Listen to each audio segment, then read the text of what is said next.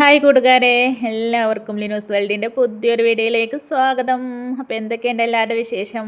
എല്ലാവർക്കും സുഖമല്ലേ?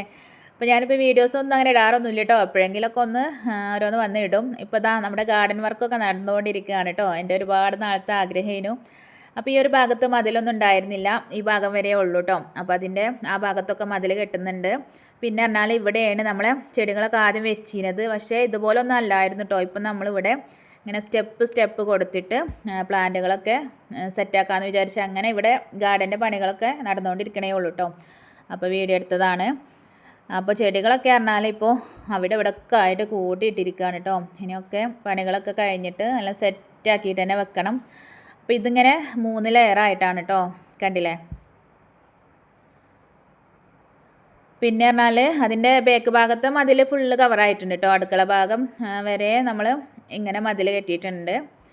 വീടിൻ്റെ ഫ്രണ്ട് ഭാഗത്താണ് ഇങ്ങനെ സ്റ്റെപ്പായിട്ട് കൊടുത്തിട്ടുള്ളത് കേട്ടോ.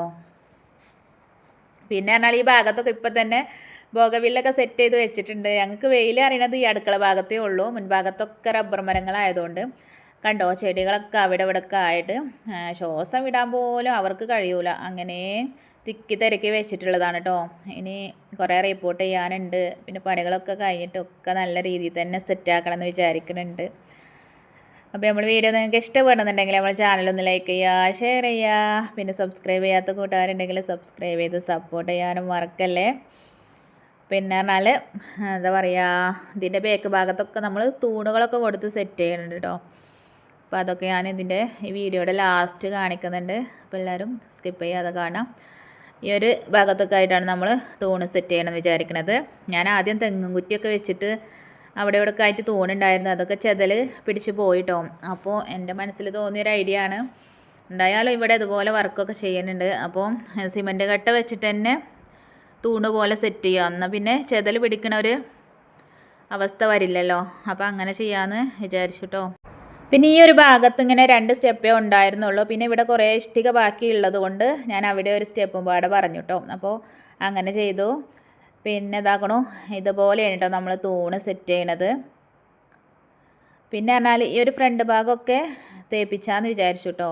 അപ്പോഴായിരിക്കും നല്ലൊരു ഭംഗി കാണാൻ. അതിൻ്റെ ഇടയിൽ ഇതാ കല്ല് വണ്ടിയൊക്കെ വന്നിട്ടുണ്ട്. ബാക്ക് ഭാഗം കെട്ടാനുള്ള കല്ല് എത്തിയിട്ടുണ്ട് കേട്ടോ. അപ്പോൾ അങ്ങനെ അത് വീഡിയോ എടുത്തതാണ്.